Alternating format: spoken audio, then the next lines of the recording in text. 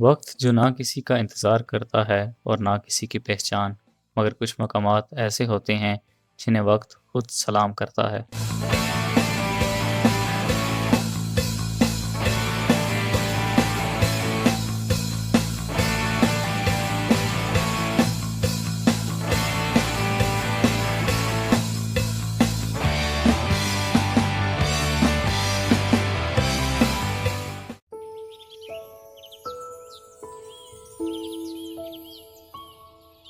مارگلہ کی خاموش اور بلند پہاڑیاں جو صدیوں سے موسموں، انسانوں اور سلطنتوں کو آتے جاتے دیکھتی رہی ہیں، انہی پہاڑوں کے دامن میں ایک بستی آج بھی سانس لے رہی ہے۔ اس بستی کا نام سید پور ہے۔ جدید اسلام آباد کی چمکتی سڑکوں، منظم سیکٹرز اور شیشے کی عمارتوں سے ذرا فاصلے پر واقع یہ گاؤں اس بات کی زندہ گواہی ہے کہ تاریخ کبھی مکمل طور پر نہیں مٹتی، وہ صرف شکل بدل لیتی ہے۔ 1960 کی دہائی میں جب اسلام آباد کو پاکستان کے نئے دارالحکومت کے طور پر منصوبہ بند کیا گیا تو اس خطے میں موجود تقریباً 85 دیہات کو شہری حدود میں شامل کیا گیا۔ ان تمام دیہات میں سے سید پور سب سے بڑا، سب سے زیادہ آبادی والا اور سب سے زیادہ قدیم گاؤں تھا۔ 1947 میں یعنی قیام پاکستان کے وقت سید پور کی آبادی تقریباً 16,000 افراد پر مشتمل تھی۔ یہ تعداد محض عدد نہیں بلکہ ان خاندانوں، پیشوں اور ثقافتوں کی نمائندگی کرتے ہیں جو صدیوں سے یہاں پھل پھول رہی تھی۔ سید پور کو خاص طور پر مٹی کے برتن بنانے والے کمہاروں کے گاؤں کے طور پر جانا جاتا تھا۔ یہاں کے کمہار صرف برتن نہیں بناتے تھے، وہ مٹی کو زندگی دیتے تھے۔ چاک پر گھومتی ہوئی مٹی کمہار کے ہاتھوں میں آ کر شکل اختیار کرتی، جیسے تاریخ انسان کے ہاتھوں میں ڈھل رہی ہو۔ یہ برتن روزمرہ زندگی کا حصہ بھی تھے اور ثقافتی شناخت بھی۔ شادی بیاہ، رسومات اور مذہبی تقریبات میں انہی برتنوں کا استعمال اس گاؤں کی پہچان تھا۔ 1947 کی تقسیم نے پورے برصغیر کی طرح سید پور کی تقدیر بھی بدل دی۔ بہت سے لوگ ہجرت کر گئے، کئی خاندان بکھر گئے اور وقت کے ساتھ ساتھ زیادہ تر دیہات شہر پھیلاؤ میں تحلیل ہو گئے، مگر سید پور ایک واحد گاؤں تھا جو مکمل طور پر ختم نہ ہوا۔ یہ بستی اپنے زخموں کے ساتھ زندہ رہی، شاید اس لیے کہ اس کی جڑیں بہت گہری تھی۔ اپنی تاریخی اہمیت کے اعتراف کے طور پر 2006 میں سید پور میں بڑے پیمانے پر بحالی اور تحفظ کے منصوبے شروع کیے گئے۔ اسے باضابطہ طور پر ماڈل ولیج کا درجہ دیا گیا۔ اسی دوران یہاں موجود ہندو مندر، سکھ گرودوارے اور دھرم شالہ کی مرمت کی اور بحالی کا کام بھی کیا گیا۔ یہ اقدام صرف عمارتوں کی مرمت کا نہیں تھا بلکہ ایک کوشش تھی کہ مختلف مذہب اور ثقافتوں کے اس مشترکہ ورثے کو محفوظ رکھا جائے۔ سید پور کی تاریخ دراصل پورے پوٹھوہار خطے کی تاریخ کا عکس ہے۔ یہ وہ خطہ ہے جہاں تہذیبیں آ کر ٹھہریں، بدلیں اور آگے بڑھ گئی۔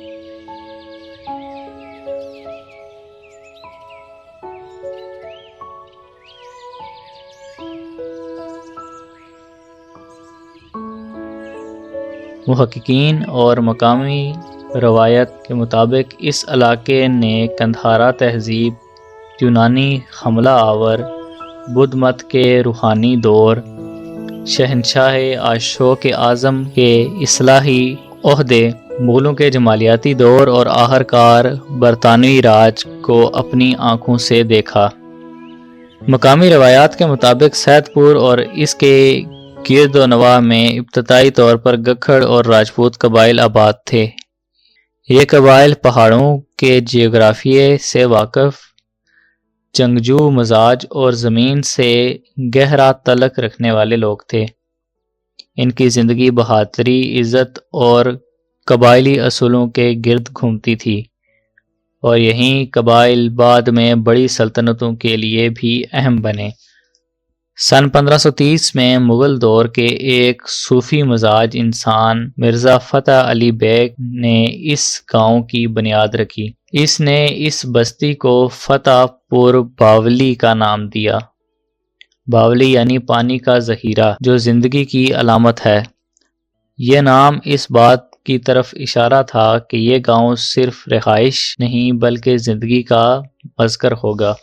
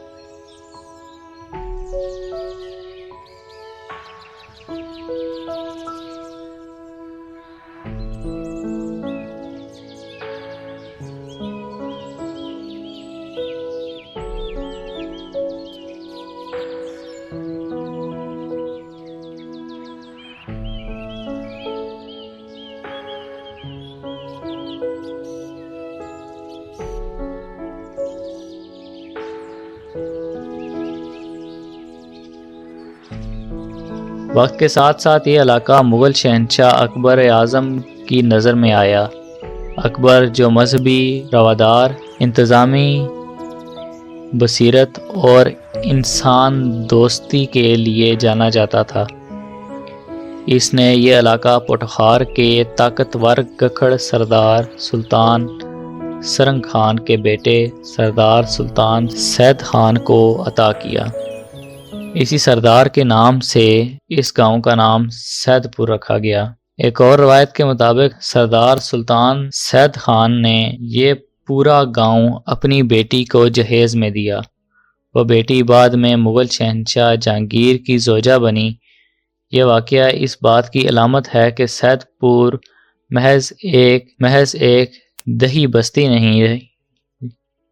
بستی نہیں رہا، بلکہ شاہی خاندانوں کی نجی تاریخ کا بھی حصہ بن گیا تھا۔ شہنشاہ جہانگیر ایک منفرد حکمران تھا، جنگوں کے ساتھ ساتھ مصوری فطرت اور حسن کا عاشق تھا۔ اس کی خود نوشت تذکرہ جہانگیری میں ذکر ملتا ہے کہ کابل کے سفر کے دوران وہ راولپنڈی سے آگے ایک پرسکون مقام پر رکا۔ محققین کے مطابق یہ مقام غالباً سید پور ہی تھا، جو اس وقت سرسبز باغات اور صاف پانی کے چشموں سے مزین تھا۔ مغل دور میں سید پور ایک باغ نما قصبہ تھا۔ یہاں قدرتی چشمے بہتے تھے، تالابوں میں صاف پانی جمع ہوتا تھا۔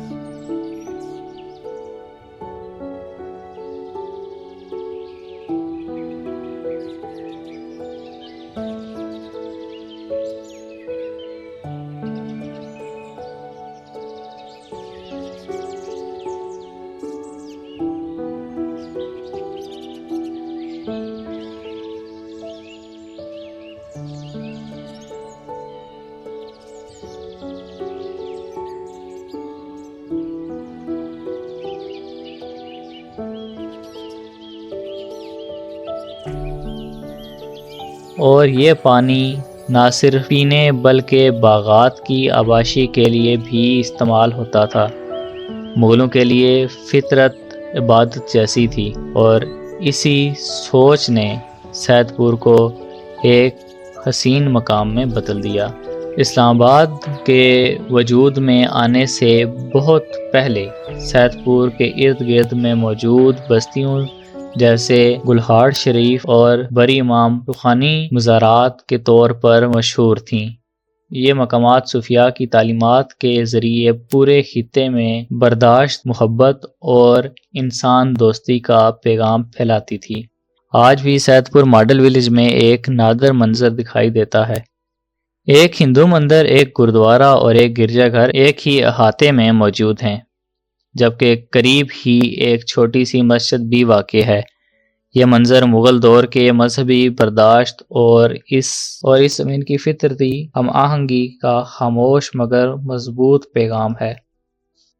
اسلامی فتوحات سے بہت پہلے سید پور اور اس کے گرد و نواح میں ہندو تہذیب اپنی مکمل روح کے ساتھ موجود تھی۔ یہ لوگ زمین کو ماں سمجھتے تھے، پانی کو پاکیزگی کی علامت اور پہاڑوں کو دیوتا کی رہائش گاہ۔ مارگلہ کے دامن میں بسے اس گاؤں میں ہندو برادری نے اپنے عقائد کے مطابق زندگی کو ترتیب دیا۔ ان کا عقیدہ تھا کہ پانی صرف جسم کو نہیں، روح کو بھی پاک کر دیتا ہے۔ اسی سوچ نے یہاں رام کھنڈ جیسے مقدس آبی مقامات کو جنم دیا۔ رام کھنڈ محض ایک تالاب نہیں تھا، یہ ایک روحانی مذکر تھا۔ صبح سویرے یہاں عبادت ہوتی، منتر پڑھے جاتے اور پانی میں اترتے وقت لوگ اپنے دل کی نیت بھی ساتھ اتارتے تھے۔ تاریخ دانوں کے مطابق یہ مقام کم از کم چند سو سال تک مسلسل عبادت کے لیے استعمال ہوتا رہا۔ یہاں کے تہوار خاص طور پر رام نومی اور دیوالی پورے علاقے کو روشنی اور رنگوں سے بھر دیتے تھے۔ سید پور میں تعمیر ہونے والے ہندو مندر پتھروں سے بنے مگر روح سے بھرے ہوئے تھے۔ ان مندروں میں سادگی کے ساتھ تقدس بھی تھا۔ گنبد، ستون اور دیواروں پر کند علامات اس بات کا ثبوت ہیں کہ فن تعمیر صرف تعمیر نہیں بلکہ عبادت کا ایک طریقہ ہے۔ یہ مندر صدیوں تک قائم رہے، یہاں تک کہ تاریخ نے ایک نیا موڑ لیا۔ اگرچہ سید پور براہ راست بدھ مت کا بڑا مذکر نہیں تھا، مگر قندھارا تہذیب کا اثر یہاں کی فضا میں ضرور موجود تھا۔ ٹیسلا جو یہاں سے زیادہ دور نہیں، بدھ مت کی تعلیمات کا عالمی مذکر تھا۔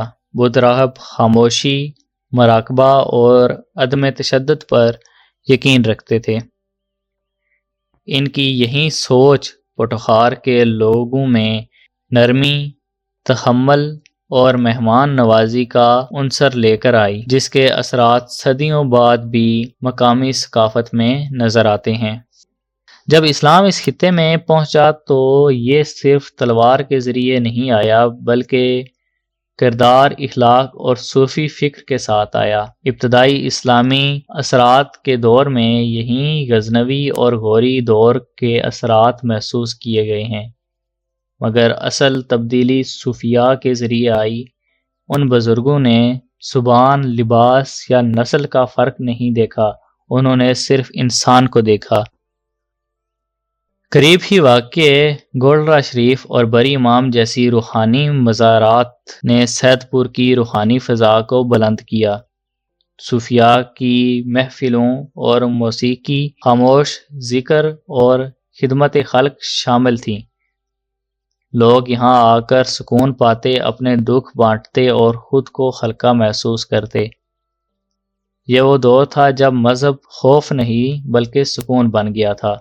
مغل سلطنت کے زوال کے ساتھ ہی سید پور کی مرکزی اہمیت آہستہ آہستہ کم ہونے لگی، مگر یہ بستی مکمل طور پر گمنام نہ ہوئی۔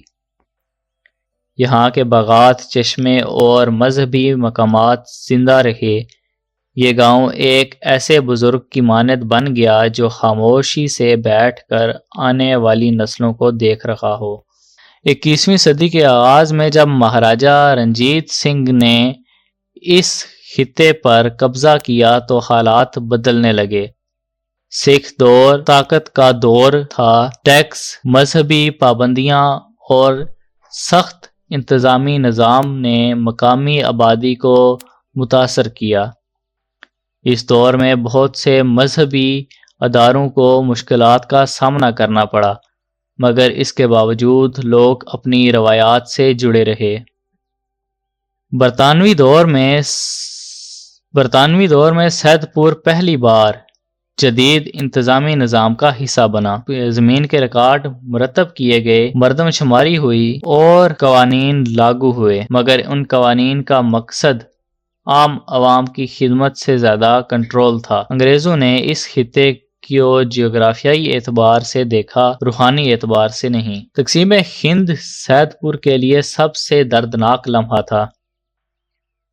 وہ لوگ جو نسلوں سے یہاں رہتے آئے تھے اچانک اجنبی بنا دیے گئے۔ ہندو اور سکھ خاندان اپنے گھروں، مندروں اور قبروں کو چھوڑ کر چلے گئے۔ ان کے پیچھے رہ گئی خالی عمارتیں، ادھوری رسومات اور یادوں سے بھری دیواریں۔ تقسیم کے بعد سید پور میں مسلمان مہاجرین آ کر بسے۔ ان کے پاس اپنا دکھ، اپنی امید اور نئی زندگی کے خواب تھے۔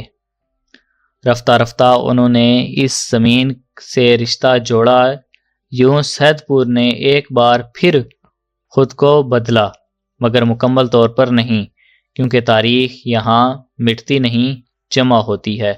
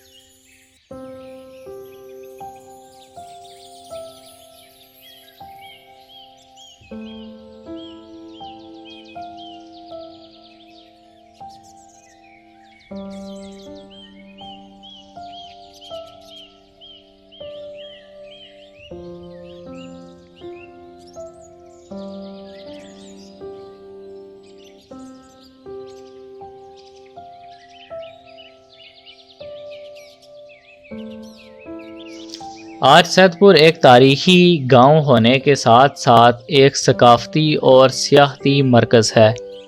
بحال شدہ مندر، گردوارے، چرچ اور روایتی گھروں کے درمیان کیفے، روشنیوں اور سیاحوں کی آوازیں گونجتی ہیں۔ یہ منظر کچھ لوگوں کو تصادم لگتا ہے، مگر دراصل یہی سید پور کی اصل پہچان ہے، ماضی اور حال کا ساتھ ساتھ چلنا۔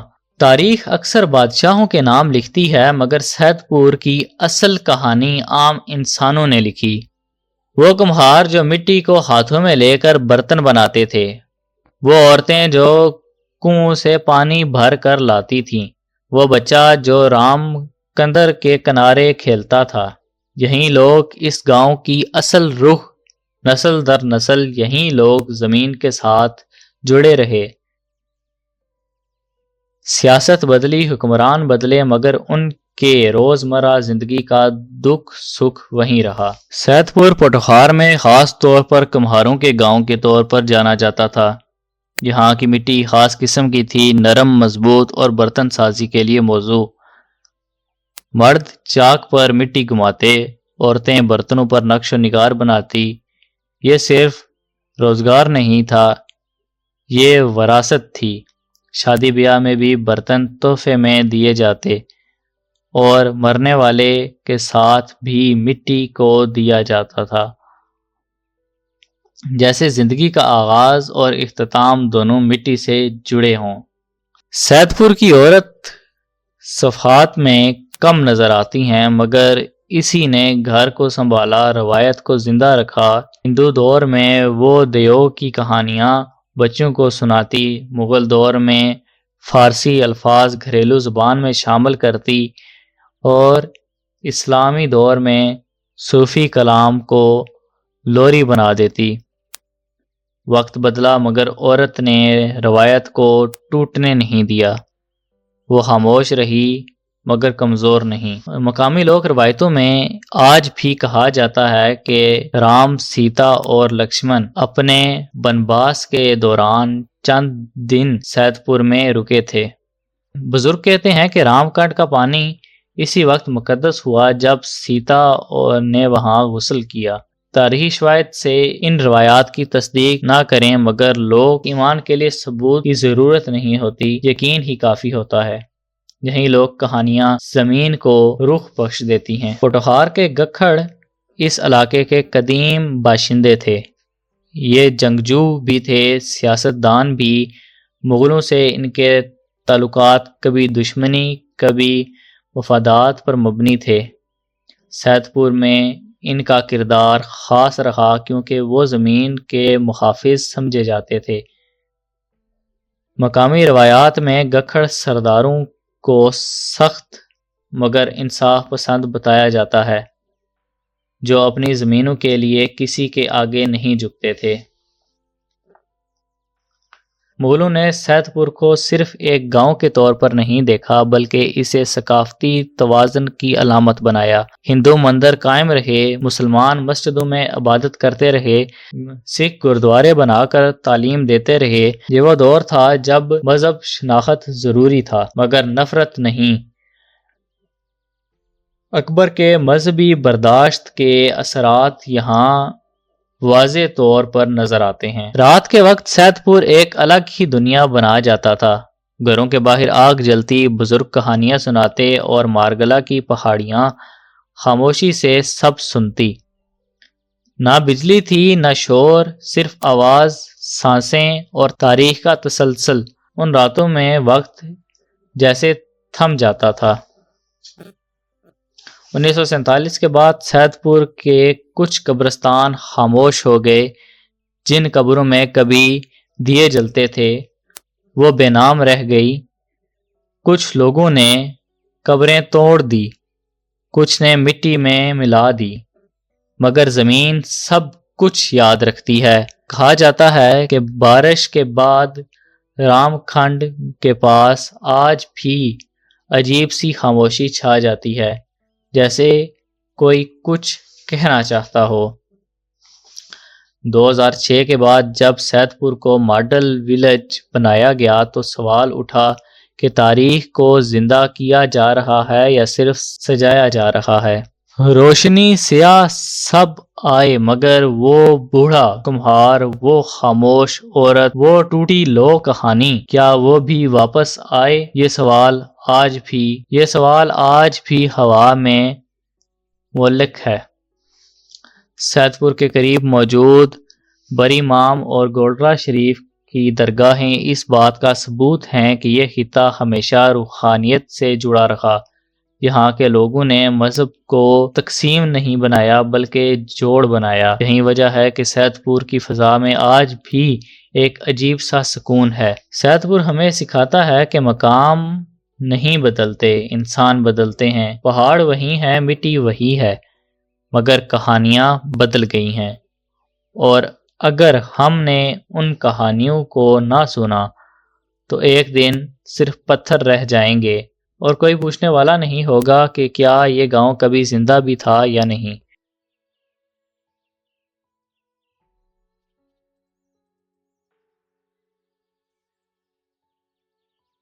مزید اس طرح کی ویڈیوز دیکھنے کے لیے ہمارا چینل رنگی ہنر پاکستان کو سبسکرائب۔ اگر آپ کو ہماری آج کی ویڈیو اچھی لگی ہو تو لائک اور سبسکرائب کر کے ہماری حوصلہ افزائی کریں۔